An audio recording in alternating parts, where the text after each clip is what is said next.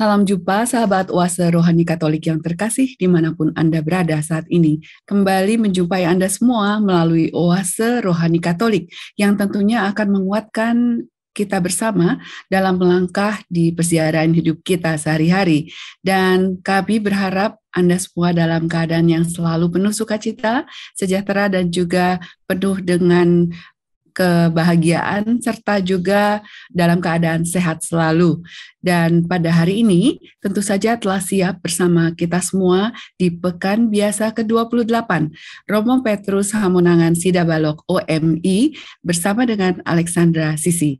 Mari kini kita sapa Romo Petrus. Halo Romo Petrus, salam jumpa. Salam jumpa, salam kenal semua untuk kita semua, para sahabat Oase Rohani Katolik yang senantiasa memiliki kehausan dan kerinduan untuk merenungkan sabda Tuhan. Yang setiap kali semoga membuat kita semakin dekat dengan Tuhan. Salam dari Paroki Santa Maria Immaculata Kalideres. Terima kasih Romo Petrus yang saat ini tentu saja dalam kesibukan yang luar biasa tapi tetap selalu bersedia untuk memberikan inspirasi bagi kami semua ya Romo. Puji Tuhan. Ya. Baik, kalau begitu mari sama-sama kita siapkan diri kita. Kita akan buka perjumpaan kita di Oase Rohani Katolik untuk pekan ke-28 melalui doa pembuka. Silakan Romo. Ibu serta saudara-saudara yang terkasih, marilah kita awali pertemuan kita, permenungan kita dengan doa pembuka ini. Di dalam nama Bapa dan Putra dan Roh Kudus. Amin. Allah Bapa yang Maha Kasih, selalu kami bersyukur kehadirat-Mu atas kehidupan yang bisa kami alami, atas kebaikan yang senantiasa kami terima, atas kebaikan yang selalu kami bagikan kepada sesama kami sebagai perpanjangan dari kasih-Mu. Semoga ya Tuhan, sabda yang kami dengarkan, sabda yang akan kami renungkan, teristimewa sabda yang kami dalam hidupi, membuat kami semakin menjadi murid yang Kau kasihi. Semoga identitas kami sebagai putra-putri kesayangan-Mu menyadarkan kami untuk selalu berbuat kasih melalui sabda yang kami hidupi ini semua. Berkatilah acara kami ya Bapa, semoga bisa menginspirasi semakin banyak orang demi kemuliaan nama-Mu, demi luasnya kerajaan-Mu di tengah-tengah kami semua. Ini kami mohon kepadamu dengan pengantaran Kristus Tuhan dan Juru Selamat kami, yang hidup dan berkuasa bersama Engkau dalam persekutuan dengan Roh Kudus, Allah sepanjang segala masa. Amin. Amin. Di dalam nama Bapa dan Putra dan Roh Kudus. Amin. Amin. Terima kasih Romo Petrus dan sahabat Oase Rohani Katolik yang terkasih. Mari kita awali bersama Oase Rohani Katolik ini dengan antifon pembuka. Sabda Allah itu hidup dan penuh daya, menguji segala pikiran dan maksud hati. Dan mari kita lanjutkan dengan bacaan dari surat Rasul Paulus kepada jemaat di Galatia, bab 5, ayat 18 sampai 25. Saudara-saudara, kalau kalian membiarkan diri dibimbing oleh Roh, kalian tidak hidup di bawah hukum Taurat. Perbuatan daging telah nyata, yaitu percabulan, kecemaran, hawa nafsu, pemujaan berhala, sihir, pencekcokan, iri hati, amarah, kepentingan diri sendiri, percideraan, roh pemecah, dan kedengkian, kemabukan, pesta pora, dan sebagainya. Mengenai semuanya itu, kalian kuperingatkan, seperti yang telah kulakukan dahulu, bahwa barang siapa melakukan hal-hal yang demikian, ia tidak akan mendapat bagian dalam kerajaan Allah. Sebaliknya, hasil roh ialah kasih, sukacita, damai sejahtera, kesabaran, kemurahan, kebaikan, kesetiaan, sikap lemah lembut, dan penguasaan diri. Tidak ada hukum yang menentang hal-hal itu. Barang siapa menjadi milik Kristus, ia telah menyalibkan daging dengan segala hawa nafsu dan keinginannya. Jika kita hidup oleh Roh, baiklah hidup ini kita juga dipimpin oleh Roh. Demikianlah sabda Tuhan. Syukur kepada Syukur Allah. kepada Allah. Baik sahabat Oase Rohani Katolik yang terkasih, mari kita tanggapi bacaan pertama dengan Mazmur tanggapan dari Mazmur 1. Yang mengikuti Engkau, ya Tuhan, hidup dalam cahaya. Yang mengikuti Engkau, ya Tuhan, hidup dalam cahaya. Berbahagialah orang yang tidak berjalan menurut nasihat orang fasik, yang tidak berdiri di jalan orang berdosa, dan yang tidak duduk dalam kumpulan kaum pencemooh. Tetapi yang kesukaannya ialah hukum Tuhan, dan siang malam merenungkannya. Yang mengikuti Engkau, ya Tuhan, hidup dalam cahaya. Ia seperti pohon yang ditanam di tepi aliran air, yang menghasilkan buah pada musimnya, dan daunnya tak pernah layu. Apa saja yang diperbuatnya berhasil. Yang mengikuti Engkau, ya Tuhan, hidup dalam cahaya. Baik sahabat Oase Rohani Katolik yang terkasih, mari kini kita siapkan diri kita buka hati kita untuk memasuki bait pengantar Injil, dilanjutkan dengar Injil suci menurut Lukas bab 11 ayat 42 sampai 46.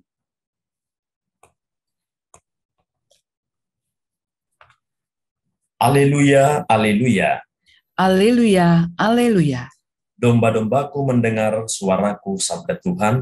Aku mengenal mereka dan mereka mengenal aku. Aleluya, aleluya. Tuhan bersamamu. Dan bersama rohmu. Inilah Injil Tuhan kita Yesus Kristus menurut Santo Lukas. Dimuliakanlah Tuhan. Tetapi celakalah kamu, hai orang-orang Farisi, sebab kamu membayar persepuluhan dari selasih, inggu, dan segala jenis sayuran, tetapi kamu mengabaikan keadilan dan kasih Allah. Yang satu harus dilakukan, dan yang lain jangan diabaikan. Celakalah kamu, hai orang-orang Farisi, sebab kamu suka duduk di tempat terdepan di rumah ibadat, dan suka menerima penghormatan di pasar. Celakalah kamu, sebab kamu sama seperti kubur yang tidak memakai tanda. Orang-orang yang berjalan di atasnya tidak mengetahuinya. Seorang dari antara ahli-ahli Taurat itu menjawab dan berkata kepadanya, "Guru, dengan berkata demikian, engkau menghina kami juga." Tetapi ia menjawab, "Celakalah kamu juga, hai ahli-ahli Taurat, sebab kamu meletakkan beban-beban yang tak terpikul pada orang, tetapi kamu sendiri tidak menyentuh beban itu dengan satu jari pun." Demikianlah sabda Tuhan. Terpujilah Kristus.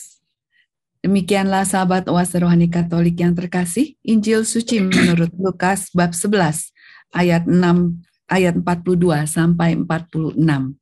Baik, Romo Petrus, kami sudah siap ingin sekali untuk mendapatkan inspirasi rohani pada pekan biasa ke-28 ini ya Romo, dari bacaan pada hari ini. Kiranya apa saja inspirasi yang bisa menguatkan kami Romo?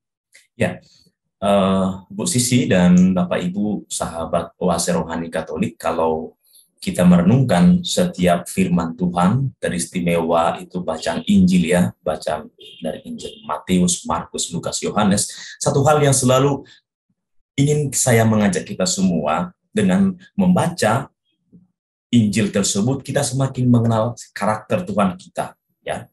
Sama seperti seorang anak itu ketika ditanya, "Kamu kenal nggak bapakmu siapa?" Kalau dia dekat dengan bapaknya, pasti akan bisa memberikan deskripsi tentang bapaknya. Sebut saja misalnya, "Iya, saya kenal bapak saya, dia suka makan ini, makanan kesukaannya, dia yang tidak sukai makan yang pedas misalnya, atau dia buah kesukaannya, bla bla bla." Tapi kalau dia tidak cukup dekat dengan, katakanlah bapaknya atau orang tuanya, mungkin jawaban dari pertanyaan itu tidak mudah dia jawab, karena dia tidak memiliki data tentang bapaknya itu. Dan hal yang sama juga selalu saya ingin miliki ketika kita membaca bacaan Injil dalam konteksnya, selalu kita memahami, semakin mengenal karakter Tuhan Yesus, ya. Semakin kita mengenal karakter Tuhan Yesus itu, dia pribadi yang macam apa sih yang dia sukai, apa yang dia, dalam arti ini celakalah siapa yang dia tidak sukai, begitu ya. Atau model karakter seperti apa yang Tuhan Yesus tidak ingin dimiliki orang beriman. Ini yang menurut hemat saya yang paling dasar supaya kita bisa semakin menghayati siapa itu Tuhan Yesus. Karena kita tidak bisa berbincang-bincang dengan dia seperti saya sama Bu Sisi gitu ya. Bisa tanya gitu. Tapi satu hal peninggalan dari Tuhan Yesus yang literal, yaitu dengan kitab suci. Dari situ kita bisa mengenal semakin karakter Tuhan Yesus itu begini. Kadang dia mengatakan berbahagialah, bersukacitalah, macam-macam dibuatnya. Tapi dalam hal ini dia mengatakan celakalah kamu, atau bahasa yang lebih keras lagi, terkutuklah kamu. Itu kan semakin menunjukkan karakter Tuhan kita itu begini. Nah, kalau kita masukin lagi bacaan Injil Lukas tadi, dia mengatakan celakalah kamu hai ahli-ahli Taurat, kamu membuat persepuluhan dari selasi, inggu, dan sayuran segala macam itu.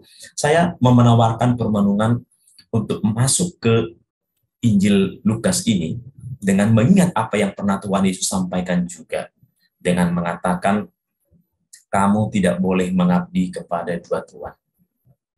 Tidak boleh mengabdi kepada dua tuan, atau mengabdi mamon sekaligus mengabdi Tuhan sekaligus. Kamu tidak akan bisa mengabdi dua hal sekaligus. Pernah Tuhan Yesus menyampaikan seperti itu. Dan kalau kita sandingkan dengan bacaan Injil yang baru saja kita dengar, saya rasa cocok ya. Ketika dia mengkritisi ahli Taurat dan orang-orang Farisi pada waktu itu yang mengambil perpuluhan dari sayuran, selasi, dan jintang itu, ya mereka mencoba untuk membuat sesuatu yang menguntungkan diri mereka dari perkara-perkara rohani. Katakanlah perkara rohani, ya kan? Itu kan soalnya memberikan berpulang segala macam, itu kan ada efeknya kepada aktivitas rohani, peribadatan, gitu ya. Yang notabene kegiatan para ahli Taurat dan orang-orang Farisi ini kan debait Allah terkait dengan persembahan, kurban, segala macam begitu itu. Tetapi mereka menggunakan jubah persembahan ini dengan mengabdi mamon. Atau istilah dengan perpuluhan, apapun istilahnya itu, yang Tuhan Yesus melihat mungkin kamu menggunakan itu, tapi sebenarnya kamu menguntungkan diri. Kamu tidak akan boleh mengabdi kepada dua Tuhan sekaligus. Makanya Tuhan Yesus ingin menyampaikan kepada mereka, ya jubahmu saja, ahli Taurat dan orang Farisi. Jubahmu saja pakai salib. Jubahmu saja pakai tanda-tanda simbol rohani. Tetapi dalamnya hanya kamu yang tahu, sama Tuhan Allah yang tahu. Dan Tuhan Yesus mengatakan, kamu tidak akan boleh mengabdi sekaligus. Orang bisa kamu tipu-tipu, orang bisa kamu kelabuhi dengan doa-doa yang panjang, dengan kata-kata ini, dengan berlaku seolah-olah kamu hukum dengan memahami hukum A, B, C, hukum ini tidak boleh kamu makan, haram, halal, kamu paham tentang itu semua, tetapi hatimu tidak sedekat perkataan yang kamu sampaikan kepada itu. Kamu tidak boleh mengabdi kepada dua tuan. Dan kalau kita hubungkan juga dengan bacaan pertama, di mana Rasul Paulus berbicara kepada jemaat di Galatia tentang perbuatan daging dan perbuatan roh, menjadi sangat cocok menurut hemat saya ya, di mana perkara dalam bacaan rohani itu sama juga perkara tentang hal yang rohani dipakai membungkus hal yang duniawi, hal yang badani menurut bahasanya Paulus. Dan Paulus selalu kental dengan pertengkaran dalam tubuh manusia antara yang duniawi dengan yang surgawi, yang rohani, antara yang badani dan juga yang ya katakanlah lebih rohani itulah. Bahwa perbuatan-perbuatan daging, perbuatan-perbuatan duniawi akan selalu sama seperti apa yang dipikirkan oleh orang Farisi, apa yang dipikirkan oleh ahli Taurat. Apa itu? Percabulan, denda, iri hati, percecokan, perpecahan, segala macam itu. Tetapi mereka tutupi dengan hal-hal yang rohani, hal-hal yang saleh, ajaran-ajaran saleh, kata-kata suci dari kitab suci. Sukacita, hendaklah kau memberi korban kepada Allah, kalau Allah itu baik, bla bla bla segala macam. Mereka menggabungkan itu untuk menipu segala macam. Oleh karena itu menjadi sangat kompleks ya, ketika kita mengandaikan orang yang sakit tidak merasa sakit. Nah, kalau kita sakit, lalu kita merasa bahwa kita perlu berobat, mungkin tidak banyak masalah, tidak merepotkan orang lain. Tetapi sebaliknya, kalau sebenarnya kita sakit dan kita tidak merasa sakit, nah itu yang mengobati yang agak kerepotan, mau membuat apa, bagaimana kan? Sebenarnya kamu tidak tahu bahwa kamu sakit. Nah, mana ada orang gila yang tahu bahwa dia gila, kan begitu? Tidak ada orang gila yang tahu bahwa dia gila. Yang dia pikir bahwa dia waras dan orang lain yang gila. Nah, itulah menurut hemat saya bagaimana Tuhan Yesus mengkritisi ya seberapa akut orang Farisi dan ahli Taurat ini bisa menggabungkan antara perbuatan daging dan perbuatan roh dalam peribadatan waktu itu. Dan mereka banyak mengolah segala macam. Dan saya rasa juga sangat akan selalu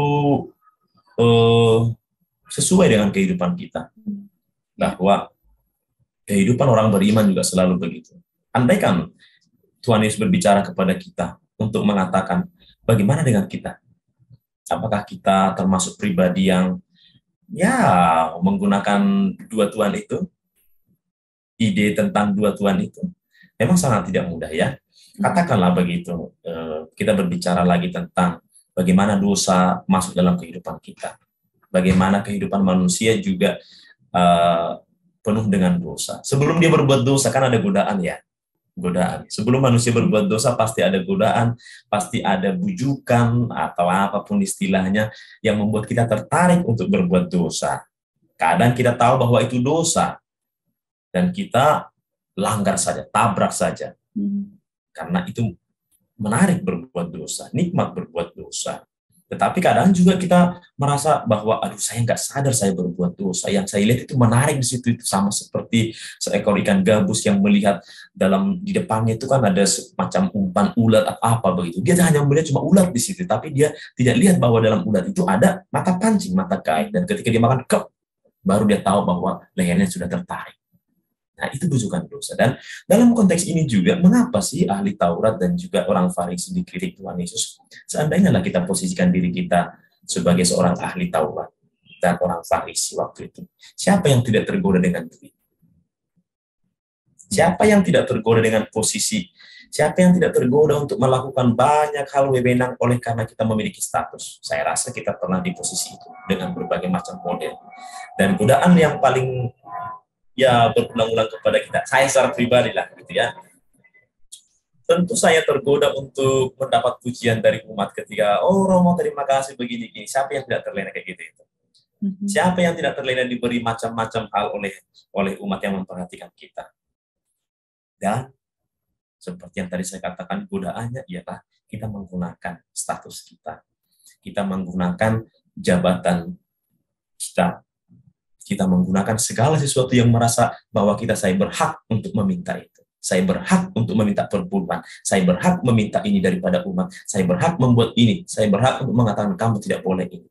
Itu merasa berhak untuk 1, 2, 3, 4. Dan ternyata itu tidak disukai Tuhan Yesus.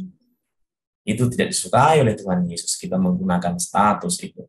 Kita menggunakan jabatan itu seolah-olah membuat kita berhak untuk mengkritisi orang lain. Untuk mengatakan kamu bersalah, kamu bersalah, kamu bersalah. Dan lebih parah lagi dengan mengatakan kita mencampur itu semua, menutupi itu dengan hal-hal yang rohani yang tadi itu. Padahal di dalamnya perbuatan daging yang disampaikan Paulus kepada jemaat di Galatia itu perbuatan. Tapi kita bungkus dengan hal yang menarik sehingga orang tahu. Dan saya rasa di zaman sekarang umat juga banyak yang pandai. Banyak juga yang umat yang mengkritisi para imamnya. Katakanlah kalau itu mau mendiskusikan tentang pengaitan kehidupan kami sebagai para imam atau umat pada umumnya begitu ya. Kadang juga kita bisa memahami sampai kapan orang bisa terpikat dengan kata-kata indah. Sampai kapan orang bisa dibodoh-bodohi dengan rayuan-rayuan rohani seperti itu. Tetapi dari pihak kita sendiri, sadar enggak bahwa dengan berbuat demikian kita membuat Tuhan Yesus tidak menyukai kita? Sadar enggak dengan mengatakan demikian, dengan membuat hukum yang seperti itu, kita menjadi pribadi yang dikatakan terkutuklah, celakalah kamu karena kamu begitu kamu ini. Kalau kamu ya jahat ya sekaligus berbuat jahat gitu loh, mau dikatakan Tuhan Yesus. Kalau kamu menjadi pribadi yang jahat, nikmatilah kejahatanmu itu. Tapi kamu jangan berpura-pura baik, padahal kamu jahat. Nah itu loh yang mau dikatakan Tuhan Yesus. Kamu menduplikatkan kejahatan itu lebih parah. Karena pernah Yesus mengkritikkan, aduh kamu sendiri jahat dan kamu menciptakan orang lain juga jahat. Lebih baiklah batu kilangan diikat ke lehermu lalu dibuang ke laut. Untuk mengatakan, menduplikatkan kejahatan itu merupakan dosa yang besar. Dan kita tahu bahwa kita tidak baik dan kita melakukan tobros saja. Itu. Kita membungkus segala sesuatu itu. Dan sangat tidak mudah. Dari perspektif kita tergoda dalam banyak hal. Dan tidak menjadi alasan. Ada godaan romo, saya mengatakan ini. Ingat, Adam dan Hawa. Tergoda kan? Khususnya juga. Dan ketika mereka melihat itu bahwa, aduh, saya sudah menjauh dari Allah. Tapi namanya manusia akan menjadi bertobat. Kira-kira begitu. Baik, ya Romo Petrus.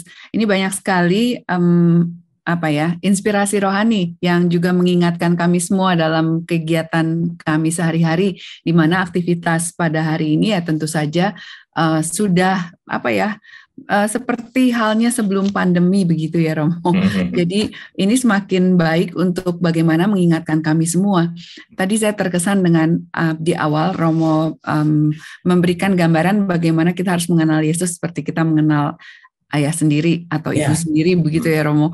Kita tahu apa kesukaannya dan apa yang nggak disukai gitu. Nah ini tentu saja juga mendorong kami semua untuk lebih giat lagi bagaimana mengakrabi kitab suci sebagai tuntunan bagaimana mengenal Kristus lebih jauh gitu ya Romo. Ya, dan juga bagaimana tadi hari ini juga kita diberikan peringatan dan pengingatan tentang bagaimana Yesus juga tegas ya Romo kalau kita berbuat salah seperti orang Farisi itu. Yang kelihatannya berarti itu tidak ada kemunafikan untuk Kristus begitu ya Romo. Dan kemunafikan ini yang tadi dengan jubah yang kelihatannya rohani banget, tapi padahal tujuannya lain begitu. Nah ini sangat-sangat berkaitan dengan apa yang kita jalani sekarang ini, hari-hari di mana dalam kehidupan modern ini, tentu saja hal itu juga tetap berlaku ya Romo, bahwa banyak yang masih harus diingatkan, jangan pura-pura atau kira-kira tadi berfokus begitu terhadap kehidupan yang benar begitu. Nah ini contoh bagaimana Romo supaya kita bisa lebih dekat dengan kehidupan sehari-hari, apa yang tadi diberikan peringatan-peringatan oleh Yesus tentang tadi terkutuklah, celakalah bagi yang mungkin tidak sesuai antara tampakan, penampilan dengan apa yang ada dalam hati kita begitu. Kira-kira untuk masa sekarang ini bagaimana Romo?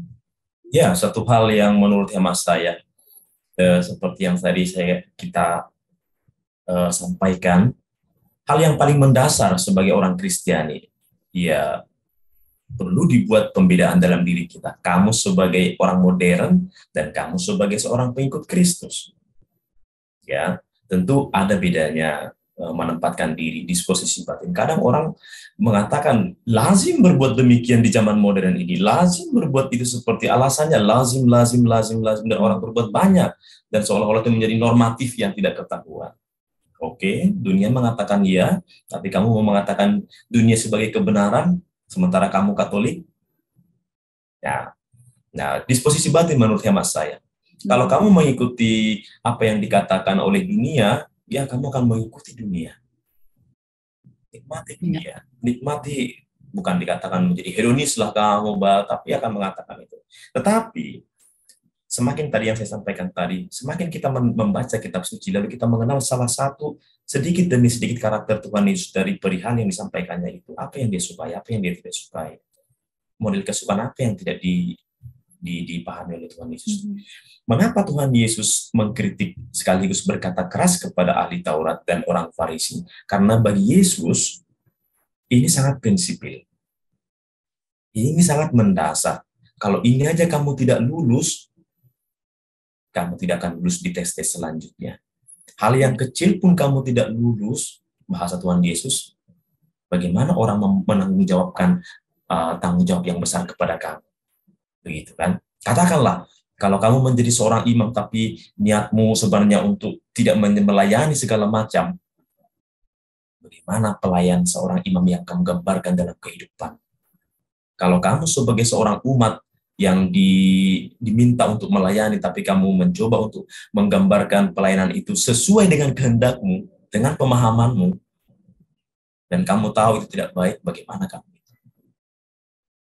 Yang mau saya sampaikan dalam bacaan Injil hari ini seperti yang dikatakan Tuhan Yesus, coba pandang bahwa kamu sebagai murid Kristus tentu akan selalu menginspirasi kita, ya, akan menjadi sangat praktis kehidupan kita setiap hari 24 jam kali 7 hari akan menjadi sangat praktis, dan mungkin banyak hal di situ. Tetapi yang mau saya sampaikan kepada kita, kamu mengikuti Yesus Kristus di dunia modern ini.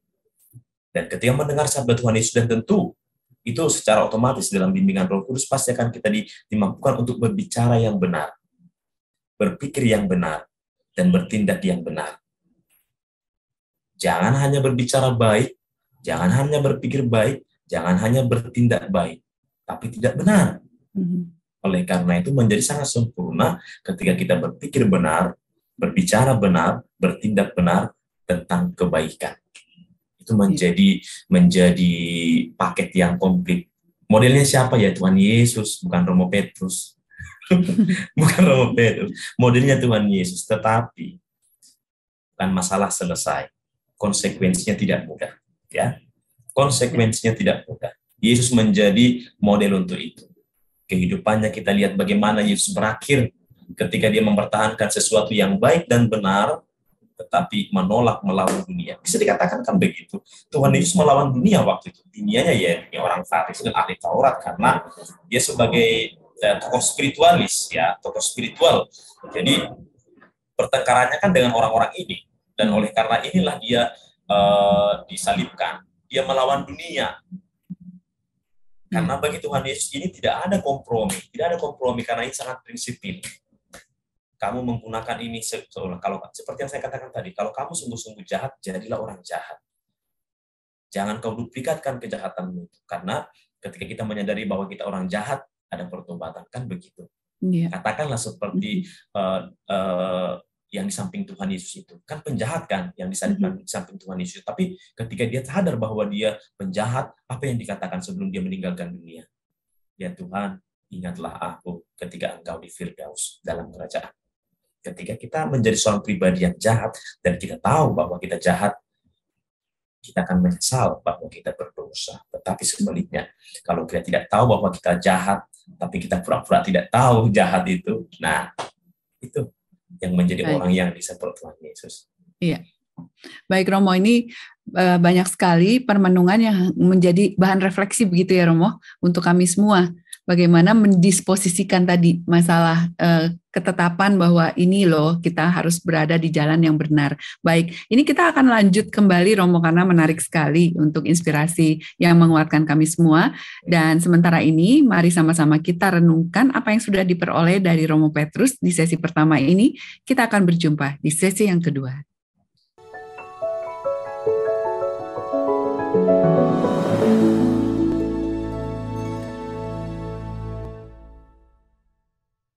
Sahabat Oase Rohani Katolik yang terkasih, masih berlanjut di Oase Rohani Katolik untuk perjumpaan kita di minggu yang pekan biasa ke-28. Masih bersama dengan Romo Petrus Hamonangan Sidabalok OMI beserta dengan Alexandra Sisi. Tentunya apa kabar juga bagi Anda yang mungkin baru saja berkesempatan untuk bergabung di sesi kedua ini. Kita tadi telah mendapatkan begitu banyak inspirasi rohani terkait dengan bacaan pada hari ini, dan yang jelas saya menangkap bahwa ada hal penting yang harus benar-benar kita pahami dan lakukan, yaitu mengenal lebih dalam dengan terhadap Yesus Kristus. Nah, Romo, kita akan berlanjut dan mungkin sedikit bagi sahabat Oase Rohani Katolik yang baru saja bergabung mendapatkan inspirasi singkat tadi yang telah kita peroleh bersama. Tadi sudah saya sebutkan bahwa kita harus mengenal lebih dekat Yesus Kristus. Nah, silakan Romo, apa yang harus kita pahami supaya ini yang menjadi panutan bagi kita semua? Ya. Bapak, Ibu, serta sahabat Oase Rohani Katolik, kalau kita renungkan bacaan Injil, bagaimana Tuhan Yesus tadi mengkritik orang Farisi dan ahli Taurat perihal karakter mereka sebagai seorang yang diberikan tanggung jawab, kalau bahasa gereja kita, kegembalaan, dan mereka menggunakan itu melenceng dari apa yang diamanatkan oleh yang mempunyai domba, yaitu Tuhan Allah sendiri, tetapi mereka menggunakan itu untuk kepentingan mereka sendiri. Satu hal yang menurut hemat saya, katakanlah itu seandainya kita yang diberikan kegembalaan, tugas tanggung jawab, entah kita sebagai pemimpin lingkungan, pastor, sebagai di kategorial, ataupun dalam keluarga segala macam, coba pahami, apa sih yang membuat kita berdosa? Apa sih yang membuat kita cenderung melakukan sesuatu yang melenceng di hadapan Tuhan Allah? Kalau saya renung-renungkan secara pribadi, Bapak Ibu, saya berdosa, saya potensi melakukan dosa, potensi tergoda besar, yaitu ketika saya bersama dengan Tuhan Yesus jauh, ketika jarak dengan Tuhan Yesus jauh. Disitulah saya mulai, dalam bahasanya Paulus, tergoda lebih besar untuk melakukan perbuatan-perbuatan daging, berbicara kasar, keras, berpikir kotor, bertindak semena-mena, menggunakan jabatan. Mana pernah saya berpikir kotor, berpikir kasar, bertindak baik ketika saya bersama dengan Tuhan Yesus dalam perayaan Ekaristi? Tidak. Ketika saya berdoa apa kami? Tidak. Di mana ada godaan paling besar dan saya menjauhkan diri dari Tuhan Yesus, disitulah saya menikmati perbuatan daging. Sebaliknya, ketika saya menyadari bahwa saya pengen bertobat, ketika saya pengen, nggak bisa saya hidup, saya harus minta maaf, di mana saya merasa bahwa saya ini orang yang perlu memperoleh pemaafan supaya saya berdamai dengan si A, si B, si C. Tidak bisa hidup saya penuh dengan berbagai macam sepertinya, atau dalam bahasa Inggris tadi kemunafikan macam itu. Saya tidak bisa hidup seperti itu. Nah, ketika ini sudah muncul dalam pemahaman kita, saya tidak bisa hidup dengan model perbuatan daging yang berulang-ulang saya lakukan ini. Disitulah mulai adanya perbuatan roh itu. Damai, sukacita. Gak ada orang yang merasa berdamai itu langsung jiwanya kebakar. Tidak.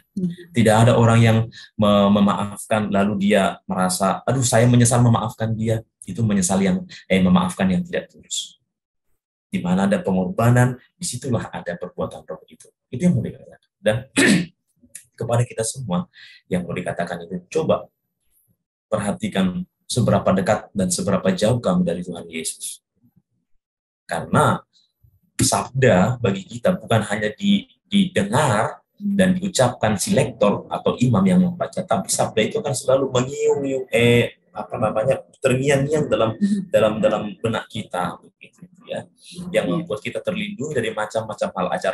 Ajaran Kristus itu bukan cuma rohania, tapi juga moral, etika, dan itu juga menjadi keselamatan. Ya. Baik Romo, dan Romo tadi Romo sempat menyinggung tentang disposisi batin, yang ini yang kerap kali kan juga menjadi hal penentu begitu ya, walaupun kita sudah mengenal apa yang diinginkan Kristus untuk kita lakukan. Nah, disposisi batin ini menurut saya juga penting nih Romo. Kadang-kadang tadi seperti Romo sebutkan di sesi pertama, kalau kita sudah tahu itu sebenarnya enggak bagus begitu. Tapi ini ada bisikan yang mengatakan bahwa ayo jalan terus deh walaupun itu salah, tahu gitu. Nah, ini yang penting nih Romo menurut saya, bagaimana ya menguatkan disposisi batin kita untuk tetap tidak bergeming gitu loh. Walaupun ada bisikan-bisikan, udah yang ini kan lebih oke, lebih enak, lebih segalanya begitu. Nah, ini yang kelihatannya perlu ya Romo, karena supaya kami tuh bisa lebih ajak gitu ya untuk melaksanakan aktivitas dalam sehari-harinya sekarang ini. Ya, memang itu akan selalu pergulatan kita selama kita masih di dunia ini, akan selalu begitu posisi. Yang saya alami begitu ya, saya bercermin dari refleksinya Paulus tentunya, bahwa dia melihat dalam diri kita akan selalu berperang kebaikan dan juga kejahatan. Atau bahasanya yang tadi dalam jemaat Galatia, antara dorongan untuk berbuat daging atau dorongan untuk berbuat roh. Dan kita di tengah-tengah. Ya, seperti kalau dilihat kadang di sinetron begitu, bukan ketahuan saya penyuka sinetron. Nah, atau di iklan drakor, Romo. atau di iklan yang lain kan, selalu ada di sini ada malaikat bersayap putih, di sini ada tanduk merah, kan kerap dibahas seperti itu. Itu hanya gambaran-gambaran virtual yang mencoba untuk memvisualisasikan apa yang terjadi secara rohani dalam kebatinan kita. Saya tadi di posisi batin saya itu bagian saya di tengah-tengah. Katakanlah di sini Roh Kudus, di sini Roh Kuda, gitu ya. Kita tahu sama-sama efek dari macam-macam ini. Akan selalu bertengkar antara kebaikan dan ketidakbaikan itu, dan kamu yang memutuskan. Dorongan yang pertama muncul yang menggiurkan ialah pasti yang tidak baik, karena dia menawarkan keindahan, tapi keindahan yang semu. Dia menawarkan seolah-olah kebaikan, tapi itu seolah-olah bukan kebaikan. Dan ketika kita menempatkan disposisi yang tidak tepat, pasti kan, oh ini banyak kok, ini masuk akal, nanti keuntungan kamu dapat makanan ini, tahu nanti hidupanmu begini, gini, nanti kamu dapat harta yang banyak, belum lagi nanti dikirikan macam manusiawi, matematika, logika dunia akan mempersulit kita untuk mendisposisikan, memilih, mencondong melihat ada jalan yang lain selain jalan dunia ini. Nah, kalau orang tidak terbiasa untuk memperhatikan hati nuraninya, yang selalu kita dengar-dengar gitu ya, dia akan merasa bahwa berdosa itu lumrah. Korupsi itu akan menjadi sesuatu yang tidak bisa dihentikan ya, karena kamu pelakunya. Kita akan mengatakan korupsi akan menjadi akan begini ya, tidak akan bisa dibasmi ya karena kamu pelakunya. Seandainya orang berpikir seperti itu semua, tidak akan bisa korupsi diberantas, tidak akan bisa pembohongan dilakukan. Ya kan kita semua pelakunya di situ itu. Tapi seandainya coba orang melihat posisi, pantaskah aku berdosa? Katakan coba dulu. Jangan hanya mengikuti bahwa ini lazim di dunia, seolah-olah kalau kita tidak melakukan ini kita terkucil, terpencil. Beranikah kamu menerima salib itu? Nah. Sebaliknya memang jalan yang ditawarkan memang di sini penuh dengan jeruji, penuh dengan cacian, penuh dengan bla bla bla bla bla, tapi itu di awal. Ujungnya ialah sukacita dan damai sejahtera. Kayak damai. Mana orang koruptor yang damai hidupnya? Tidak. Koruptor akan selalu merasa dihantui. Koruptor akan selalu merasa tidak nyaman dengan dirinya walaupun dia dipenuhi dengan kemewahan. Karena apa? Karena dia menghidupi jalan yang tidak seharusnya dia hidupi. Sebaliknya, coba perhatikan orang yang mungkin hidupnya dengan pas-pasan, sederhana, tapi dia masih bisa hidup. Nah, siapa yang paling kaya? Dan kalau kita renung-renungkan juga, apa sih kekayaan yang paling kaya di dunia ini? Apakah menjadi crazy rich? Apalah menjadi crazy betulan? Kalau saya renungkan ya Bu Sisi ya, kekayaan yang paling kaya ialah kesederhanaan.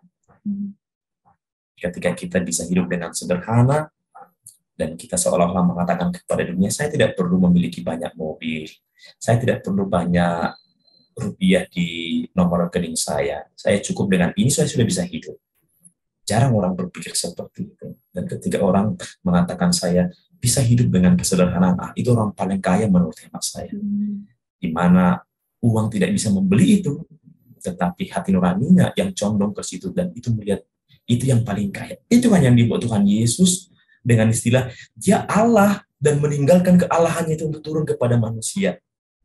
Dengan bahasa yang tadi sampaikan itu, mencoba hidup sederhana merupakan kekayaan yang paling tinggi. Itu menurut saya. Di posisi batin itu yang kita lihat memang tidak mudah yang menjadi orang sederhana. Godaan yang tadi godaan ya. Aduh, melihat dia pakai mobil, aduh kenapa saya tidak mobil? Aduh, melihat dia hidup di ruang AC, kenapa saya tidak? Nah, hemat saya. Condong kemana hati nurani kita? Semakin hati nurani kita sering kita pakai untuk berefleksi, merenungkan kehidupan ini, semakin kita terbuka, ya Tuhan, saya percayakan sabda, semakin kita beriman. Tetapi, semakin kita mengikuti jorongan dunia, segala macam, lazim, oke, segala macam itu, kamu akan menutup hati nurani, tidak akan bekerja dengan baik. Kamu akan menikmati dia. Saya rasa itu yang menurut hemat saya, Bu Sisi. Iya. Baik Romo, ini tentu akan menguatkan kita sekaligus juga akan menjadi pengingat terus ya Romo. Bagaimana juga saya tadi membayangkan sekarang ini orang susah loh untuk mencari kebahagiaan sejati kan Romo. Karena yaitu semua apa-apa diukur dengan material, dengan apa yang sudah diperoleh seberapa sih. Dan kadang-kadang kan juga malah bikin orang nggak puas ya. mau bertambah lagi, menambah lagi. Ya. Nah, ini yang kami perlu juga untuk segera mengatakan bahwa cukup, dan kita mau carinya kebahagiaan, bukan yang semu begitu ya Romo. Nah, semoga Romo ini juga bisa kami jadikan motivasi begitu untuk bisa, tujuannya adalah bagaimana mencari kebahagiaan sejati itu. Mungkin nih perlu tips-tipsnya Romo, gimana caranya kita bisa memperoleh kebahagiaan yang nggak semu, yang artinya nggak ada rasa kesepian. Sekarang ini kan banyak ya Romo, orang kelihatannya sibuk, kelihatannya apa, tapi sebenarnya hatinya tuh sepi. Menurut hemat saya, sering-sering tersenyum. Itu ya salah sering-sering satunya tersenyum. Romo. Hal yang paling sederhana menurut hemat saya, sering-sering tersenyum. Sering-sering tersenyum, sering-sering merasa bahwa kamu itu memang perlu dihibur. Itu menurut hemat saya. Segala sesuatu bisa dipelajari lewat Google, bagaimana cara Google lebih tahu daripada saya tentang psikologi, dari kebahagiaan, segala macam. Tapi sebagai seorang Kristiani, sebagai seorang Katolik, menurut hemat saya, jangan jauh-jauh dari Tuhan Yesus. Jangan jauh-jauh dari Tuhan Yesus. Ketika saya membuat jarak dengan Tuhan Yesus, gak sempat berdoa, gak sempat pantang puasa, gak sempat mengikuti pernikahan STA. Kamu sudah membuat jarak kepada Tuhan Yesus. Syukur-syukur mengingat bahwa Tuhan Yesus, dan sering-sering bertanya, betul nggak? Baik nggak? Layak nggak saya berdosa? Karena kadang manusia merasa bahwa saya tidak cukup berharga untuk berbuat dosa. Dan dia merasa oke-oke aja berbuat dosa. Saya secara pribadi mungkin juga akan selalu berbuat dosa, macam-macam. Tapi hal yang menjaga saya untuk meminimalisasi berdosa, bahwa saya adalah anak Tuhan Yesus. Kadang ini yang dilupakan, bahwa dia anak Tuhan Yesus. Oke, dengan segala sesuatu itu. Kamu anak dunia, ya betul anak dunia, tapi kamu anak Tuhan Yesus. Itu yang membedakan. Akan aja, gampangnya begini posisi. Apa yang dilakukan anak Tuhan Yesus? Anak Tuhan Yesus berbuat enggak? Anak Tuhan Yesus berbuat seperti itu, enggak berbicara keras, enggak berhidupnya munafik, enggak? Itu kan anak Tuhan Yesus. Kalau kamu melakukan itu, anak Tuhan Yesus yang macam mana? Gambaran Tuhan Yesus yang macam mana yang dikatakan? Jangan-jangan kamu hanya berpakaian Katolik, tapi dalamnya hanya kamu yang tahu, sama Tuhan Allah yang tahu. Buat dirimu berharga, buat dirimu saya tidak layak berbuat dosa. Itu akan menjaga hati kita, hati makan baik. Pertanyaannya juga untuk mengecek seberapa bagus hati nurani kita, Romo. Ya, seberapa sering kau bertanya ke situ itu. Kadang orang kan bertanya dulu, berbuat dulu baru bertanya, kan begitu. Tabrak dulu baru dia selesai. Jangan. Coba renungkan dulu. Memang agak lama prosesnya. Mungkin kamu kebanyakan berpikir loh gini segala macam. Orang kan berpikir demi kebaikan dan kebenaran. Coba sering-sering bertanya, jangan langsung merasa saya berhak untuk memutuskan itu. Saya berhak. Orang marah karena dia merasa berhak untuk memarahi orang lain. Orang menghakimi karena merasa bahwa dia yang paling benar. Sebaliknya, kalau saya merasa saya salah, apakah saya berani mengoreksi dia? Ya, enggak berani. Itu menurut hemat saya. Sering-seringlah tersenyum, sering-seringlah berpikir yang sederhana, jangan berpikir yang jelimet, dan akhirnya merasa berat dunia ini, berat kehidupan ini, dan selalu merasa seperti yang tadi katakan itu, saya cukup dengan ini, saya sudah bahagia dengan ini. Jangan seperti orang Farisi selalu merasa kurang sehingga dibuat perburuan. Ayo kutip. Jatah preman. Nah, selalu sering mengatakan saya cukup dengan ini. Saya rasa itu sangat sederhana dan bisa membuat kita dekat dengan Tuhan Yesus. Ya, artinya selalu bersyukur ya Romo.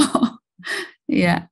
Baik Romo, tanpa terasa Romo, kita sudah berada di penghujung perjumpaan di sesi kedua dari Oase Rohani Katolik di Pekan Biasa ke-28 ini.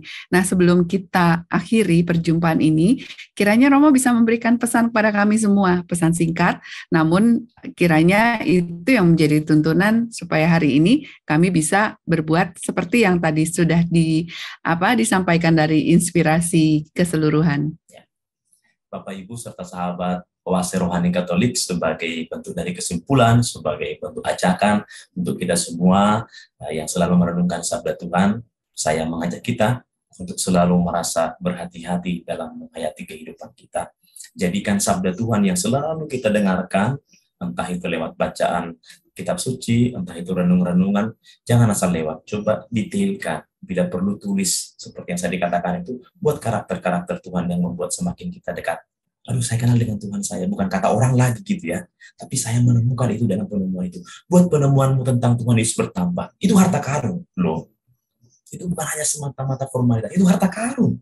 Karena itu yang membimbing kehidupan kita. Jangan minta bimbingan dari dosen moral atau apa guru-guru moral. Bukan. Kamu orang Katolik loh. Jadikan kitab suci ini berbicara. Jangan buat agamamu kebaik Katolik terpisah dari kehidupan 24 jam itu. Tapi bagaimana iman berbicara tentang kehidupan kita. Salah satu caranya coba dengan Tuhan Yesus hidup yang dari sabda itu. Saya sangat yakin ketika kita mendetailkan seperti itu, kamu akan was-was dengan kehidupan. Semakin menemukan saya dekat dengan Tuhan Yesus, 24 jam akan menjadi bentuk dari penghayatan kasihku dengan Tuhan Yesus. Begitu kiranya posisi. Ya, baik. Terima kasih banyak Romo Petrus, sahabat Oase Rohani Katolik yang terkasih. Dimanapun Anda berada, kita sudah memperoleh inspirasi rohani yang amat kaya pada hari ini untuk bisa menguatkan kita semua dan bisa semakin dekat dengan Yesus untuk kita juga mendapatkan kebahagiaan sejati. Dan saat ini kita semua juga sudah akan berpisah, namun kita akan selalu berjumpa di Oase Rohani Katolik untuk edisi mendatang. Dan untuk itu, Romo Petrus Hamonangan Sidabalok OMI beserta dengan Alexandra Sisi pamit undur dari hadapan Anda dan terima kasih atas partisipasi Anda semua. Kini mari kita sama-sama siapkan diri kita untuk berdoa penutup. Silakan Romo. Ibu serta saudara-saudara yang terkasih, marilah kita menutup pertemuan kita, permenungan kita pada kesempatan hari ini dengan berdoa penutup ini. Dalam nama Bapa dan Putra dan Roh Kudus. Amin. Kembali kami bersyukur Tuhan atas kesempatan yang kami gunakan untuk mendengarkan firman-Mu, merenungkannya, dan coba menjadikan ini pegangan kehidupan kami sebagai putra-putri yang Kau sayangi. Semoga ya Tuhan, buah-buah rohani yang kami dapat hidupi berdasarkan firman-Mu itu membuat kami selalu merasa dekat dengan Engkau. Semoga sabda yang selalu kami renungkan menjadikan kehidupan kami memiliki lampu-lampu, membuat kami semakin dekat dengan Engkau. Dan semoga ini menjadi persembahan yang berkenan di hadapan-Mu untuk sesama kami juga. Dampingilah kehidupan kami selanjutnya, semoga terang sabda-Mu menjadi cahaya bagi kami, supaya kami tidak jatuh dalam kegelapan, melainkan kami memperoleh terang dalam kehidupan ini. Lindungilah keluarga kami dimanapun mereka berada. Semoga oleh karena iman Engkau juru selamat kami, menjanjikan kami untuk selalu dekat dengan kasih-Mu. Berkati kami semua, dan semoga hari ini berkenan di hadapan-Mu dan membawa kemuliaan bagi nama. Kemuliaan kepada Bapa dan Putra dan Roh Kudus, seperti pada permulaan, sekarang selalu dan sepanjang segala abad. Amin. Kita siapkan hati kita untuk mohon berkat Tuhan. Tuhan bersamamu. Dan bersama rohmu.